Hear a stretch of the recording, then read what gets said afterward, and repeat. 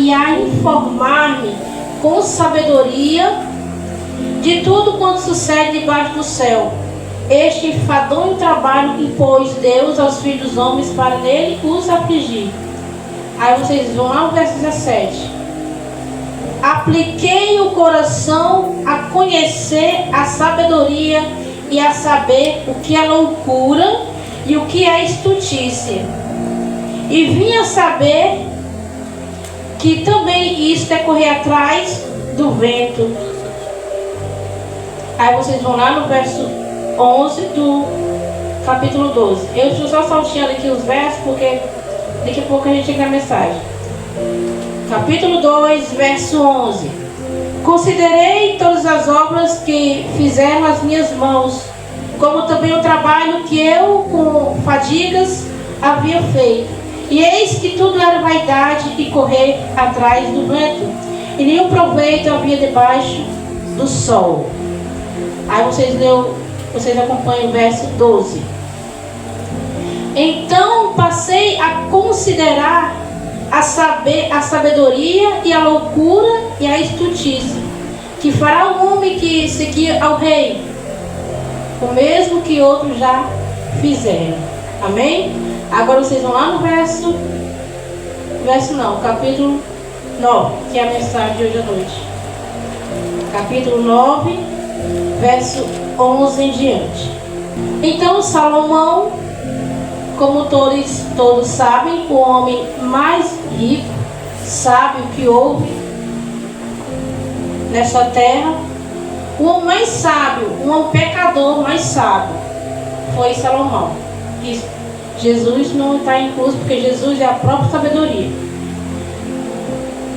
E Salomão, o terceiro rei de Israel, o primeiro que construiu um templo em Jerusalém, homem sábio, vai nos falar aqui de trabalho sem recompensa. Vi ainda debaixo do sol, Salomão falando. 9, 11, todos acharam? Vi ainda debaixo do sol que não é dos ligeiros o prêmio, nem dos valentes a vitória, nem tampouco dos sábios o pão, nem ainda dos prudentes a riqueza, nem dos inteligentes o favor. Porém tudo depende do tempo e do acaso, pois o homem não sabe a sua hora. Como os peixes que se apanham com a rede traiçoeira, e como os passarinhos que se prendem com o laço, assim se enredam também os filhos dos homens no tempo da calamidade, quando cai de repente sobre eles. Aí tem aqui exemplo que ilustra esta verdade. O 13.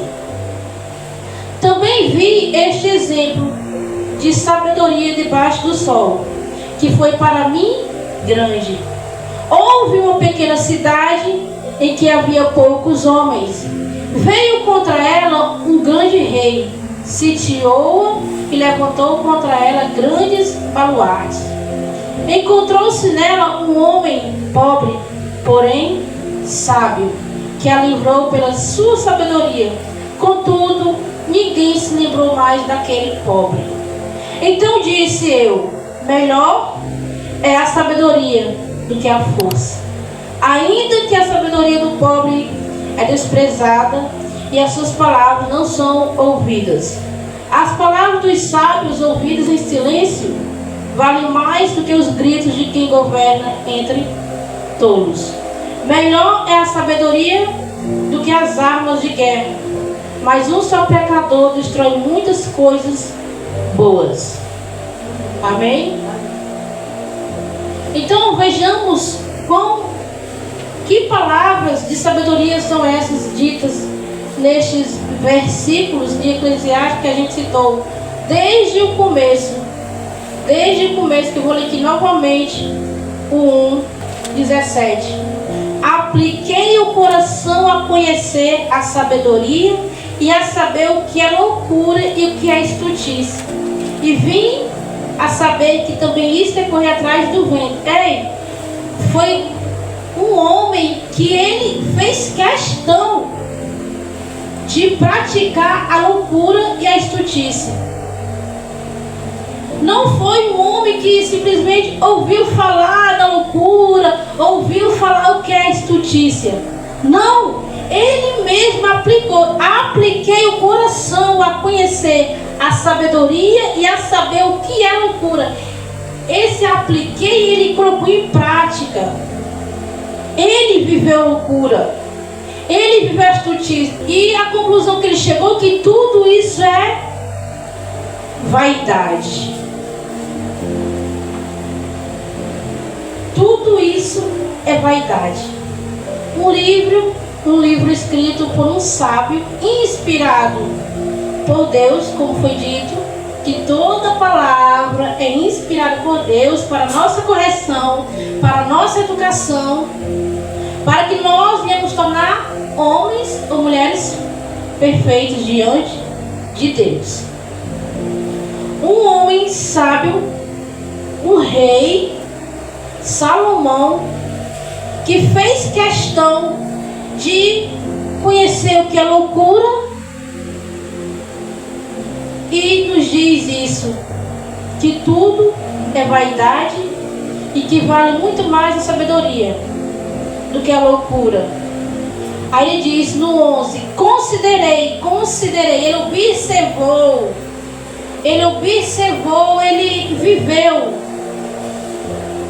ele viveu, considerei todas as obras que fizeram as minhas mãos, como também o trabalho que eu, com fadigas, havia feito. E eis que tudo era vaidade e correr atrás do vento. E nenhum proveito havia debaixo do sol.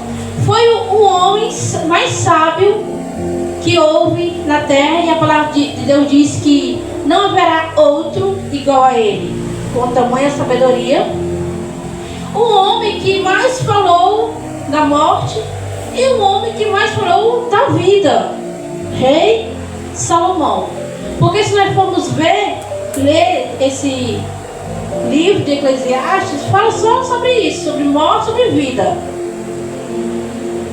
Mas o homem que de tudo provou nesta terra. E a conclusão que ele chegou de tudo isso, foi a seguinte: de tudo que se tem ouvido, a suma é: teme a Deus e guarde os seus mandamentos, porque isto é o dever de todo homem. Porque Deus há de trazer a juízo todas as obras, até as que estão escondidas, quer sejam boas, quer sejam más. Ele não está dizendo que nós não temos que nos esforçar, que nós não temos que nos dedicar ao nosso trabalho, porque o texto diz, o título diz trabalho sem recompensa. Ele não está querendo dizer que eu vou estudar muito, vou me formar, ou eu vou trabalhar, vou me dedicar para ser promovido. Não, você pode se dedicar sim ao seu trabalho, dar o seu melhor sim, fazer o que é de direito sim. Só que uma coisa, amados, é Deus estar ali no negócio, como diz. Porque com Deus até o que é para dar errado dá certo. E sem Deus até o que é para dar certo dá errado. Não é as bênçãos de acordo com a força do nosso braço, não é Deus. Por isso que ele fala dos trabalhos sem recompensa. E dá esse exemplo aqui que eu acabei de ler desse senhor que era pobre, que era sábio, mas ele foi esquecido. Ninguém se lembrou, ninguém se importou